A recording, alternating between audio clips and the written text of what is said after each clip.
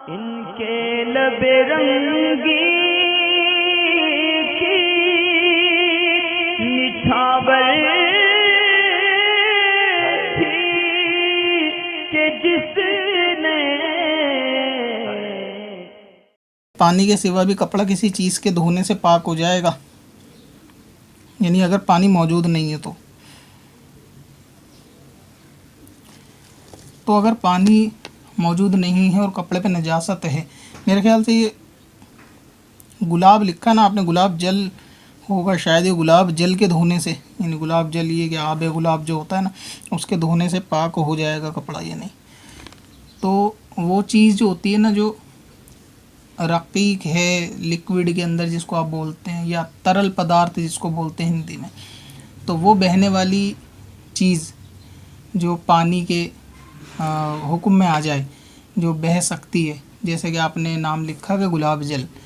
तो गुलाब जल वगैरह से अगर पानी मौजूद नहीं है, उस सूरत की बात है, तो कपड़े पे अगर गंदगी लगी है और गुलाब जल ही मौजूद है तो गुलाब जल से भी कपड़ा धो के वो पाक किया जा सकता है। और इसी तरह अगर गुलाब जल के सिवा इसके कायम मकाम कोई दूसरी चीज़ है, जैसे कि जो तरल में होती है, लिक्विड में होती है, और सिरका वगैरह भी है, तो उससे भी धोकर कपड़े को पाक किया जा सकता है। यहाँ तक कि चाय से भी धो के कपड़ा पाक किया जा सकता है। और ये तमाम सूरतें उस ही सूरत में होंगी कि जब कि पानी मौजूद ना हो, और पानी की मौजूदगी में इस यानी ये फ़ेल अंजाम देना, तो इससे क्या है कि कपड़ा पाक हो जाएगा, लेकिन बंदा इसमें गुनहगार भी होगा इसराफ़ के चक्कर में,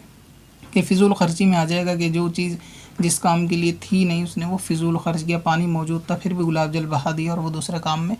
लिया जा सकता था, या फिर ये कि चाय बहा दी दूसरे काम में ली जा सकती थी। ये सूरत वैसे अक्सर पेश नहीं आती है। ऐसी जगह पे आदमी सफ़र पे है, उसके थर्मस में चाय है या ऐसा सामान है, मतलब गुलाब जल या इस तरीके के मामले उसने रख रखे हैं और पानी नहीं है, और सफ़र पे नमाज की ज़रूरत पेश आई, या ऐसी कहीं पिकनिक पे बंदा गया हुआ है जैसे पहाड़ियों में या इस किस्म के कहीं पर जहाँ पानी आसानी से नहीं मिल सकता और कपड़े पे गंदगी लग गई नमाज का टाइम है, तो फिर वहाँ पर ये मसला यानी याद रखने के एतबार से दुरुस्त है कि हाँ इस चीज़ से इमरजेंसी में कपड़ा धो के पाक किया जा सकता है पानी के सिवा। पत्थर में असल लाले पुरनवार बना